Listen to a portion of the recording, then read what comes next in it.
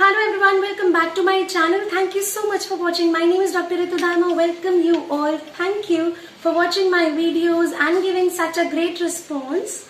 आज की वीडियो है केंट रिपर्टरी के बारे में। हम केंट रिपर्टरी के माइंड सेक्शन के रूब्रिक्स कर रहे हैं, उनके मतलब समझ रहे हैं और आज हम बात करेंगे सी लेटर से स्टार्ट करेंगे क्योंकि लास्ट वीडियो में हमने बी इनिशियल तक मीन्स बीसी तक माइंड के रूब्रिक्स ऑलरेडी कर लिए थे। और अगर आपने वो वीडियोस नहीं देखी हैं तो प्लीज आप मेरे चैनल पर प्लेलिस्ट है by the name of Kent repertory mind section, उस प्लेलिस्ट पर जाकर आप चेक कर सकते हैं। सारे वीडियोस आपको मिल जाएंगे related to the James Tyler Kent repertory starting from the introduction to the mind rubrics till B initial.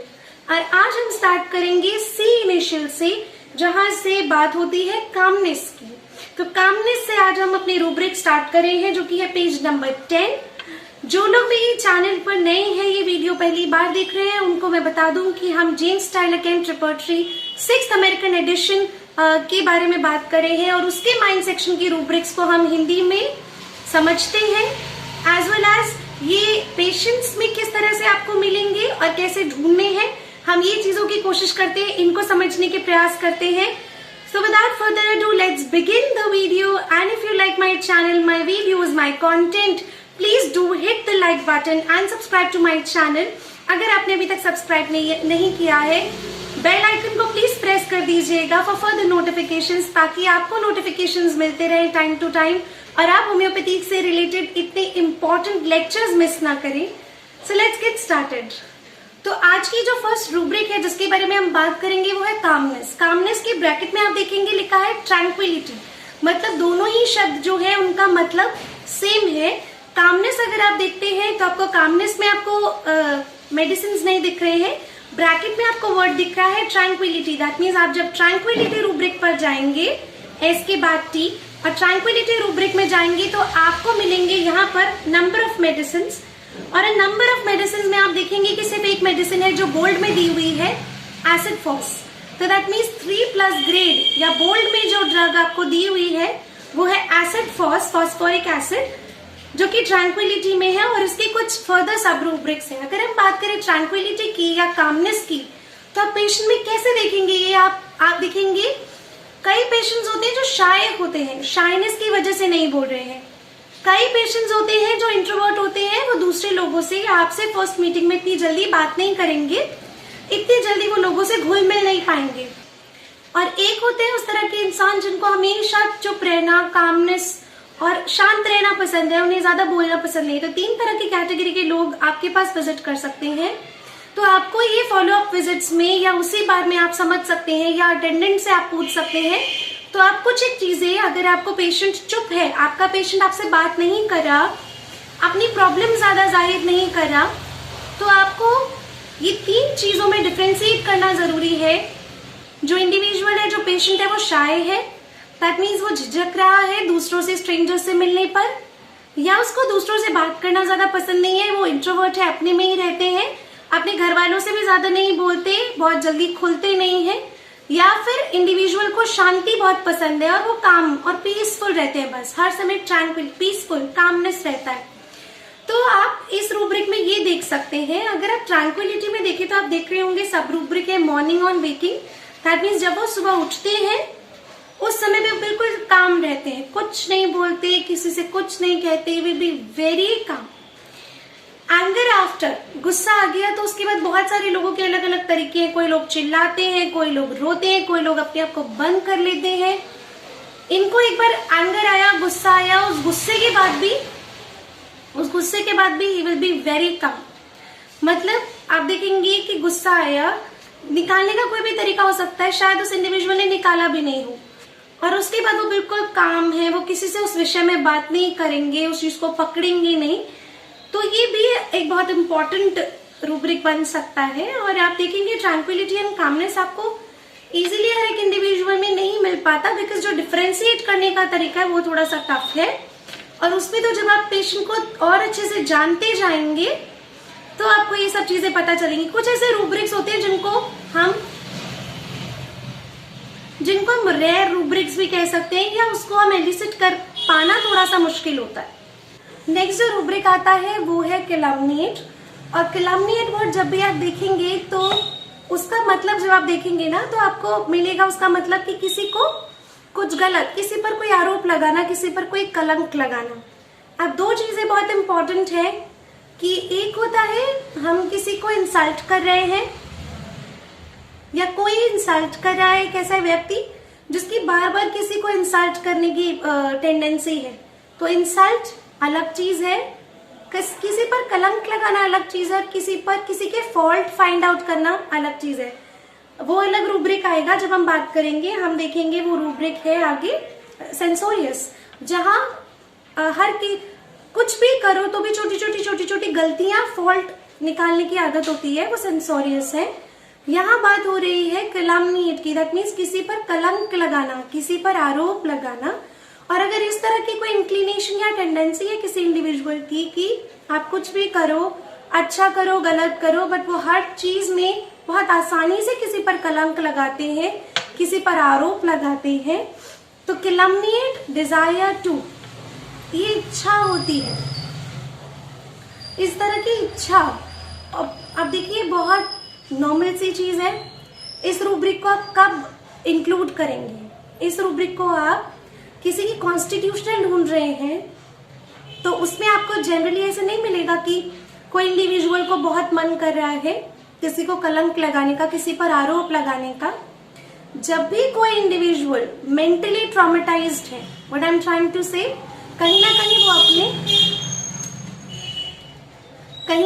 वो अपनी मेंटली वो अपने आपे में नहीं है, अपने कंट्रोल में नहीं है, and the person is typically a psychological case, तब इस तरह के रूब्रिक्स बहुत काम आते हैं।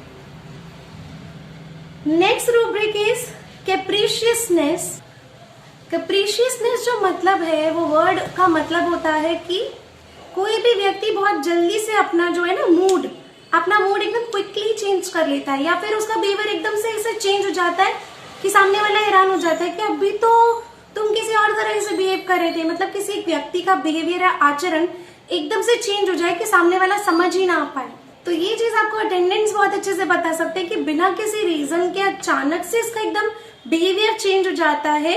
अब ज्यादातर मैंने जो देखा है पर्सनली भी और प्रोफेशनली भी कि इंडिविजुअल बहुत शांत होते बिल्कुल अच्छे से हर कॉन्वर्सेशन चल रही होगी, एकदम से बहुत तेज गुस्सा करना, चिल्लाना शुरू कर देते हैं विदाउट एनी रीजन। सामने वाला तो सोच भी नहीं पाएगा कि ऐसी क्या बात बोल दी मैंने जिसकी वजह से तुम इतना हाइपर हो गए, लेकिन वो सामने वाला इंडिविजुअल बहुत हाइपर हो गया विदाउट एनी रीजन, या उसको कोई बात ऐसी बुरी लग गई, एकदम से उसका जो बिहेवियर है वो चेंज हो गया।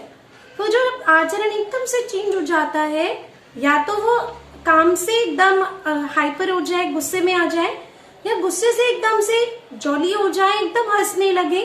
ये जो कॉन्ट्राडिक्टरी बिहेवियर्स होते हैं इसे हम कैप्रिशियसनेस में डालते हैं। नेक्स्ट रूब्रिक आते हैं 3 रूब्रिक्स, आप देखेंगे लाइन वाइज है, केयरफुल, केयरलेस एंड केयरस।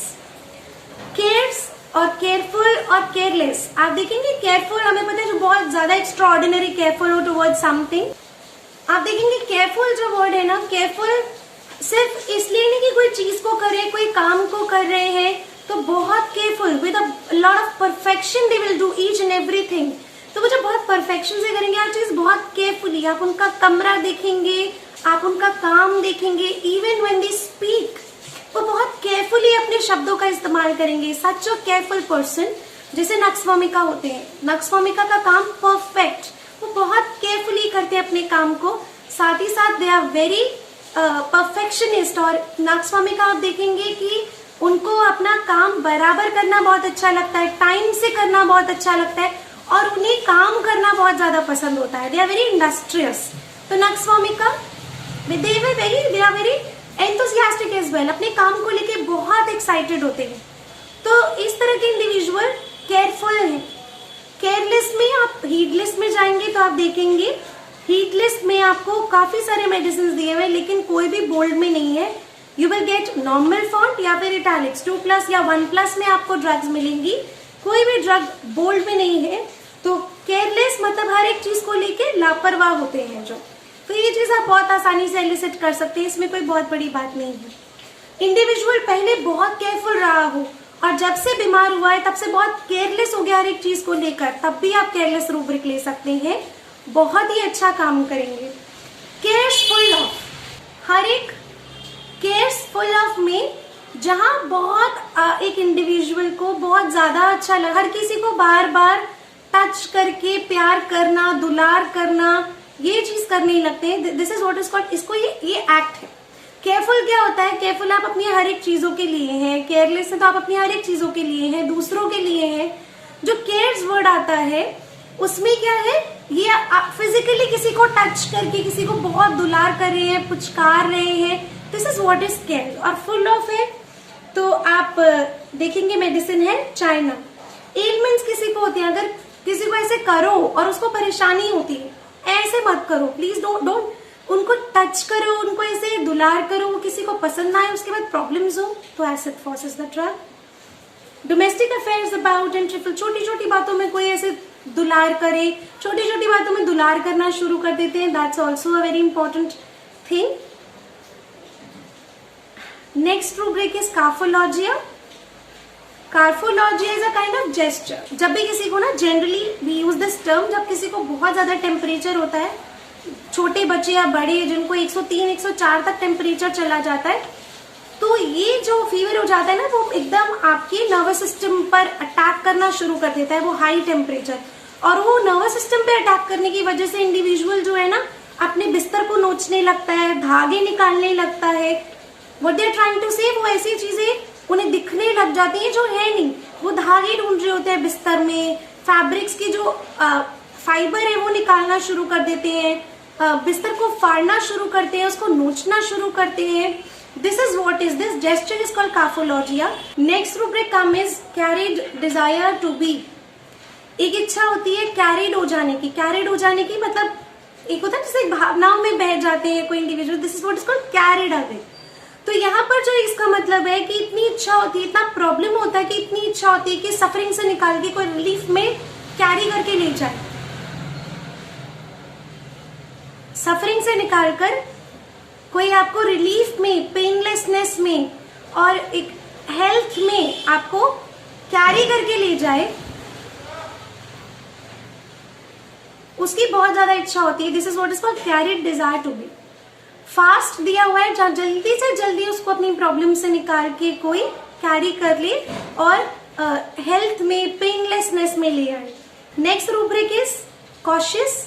कॉशियस मतलब जब बहुत सावधानी के साथ हर एक चीज करते हैं, बहुत सतर्क रह के हर एक चीज करते हैं, तो this is what is called cautious. अगर कोई इंडिविजुअल बहुत ज्यादा कॉशियस है, 3-4 बार हर चीज को चेक करेगा, ध्यान से हर एक चीज सावधानी से। Then comes rubric which is censorious. जैसे मैंने आपको बताया, सेंसोरियस का मतलब होता है फॉल्ट फाइंडिंग। तो हर किसी में जनरली आपका अटेंडेंट बताएंगी या बताएंगे, बोलेंगे कि कितना भी अच्छा करो कुछ पॉजिटिव नहीं देखना होता। इसके लिए तो आप रिसीट नहीं करेंगे कि हमने कुछ अच्छा किया, पर फॉल्ट हर चीज में, तुमने ये ऐसे क्यों किया, वो ऐसे क्यों किया, वो ऐसे क्यों रखा, हर एक छोटी बड़ी चीज में अगर फॉल्ट फाइंडिंग करते हैं तो वो है सेंसोरियस। बहुत इंपॉर्टेंट मेडिसिन है आर्सेनिक।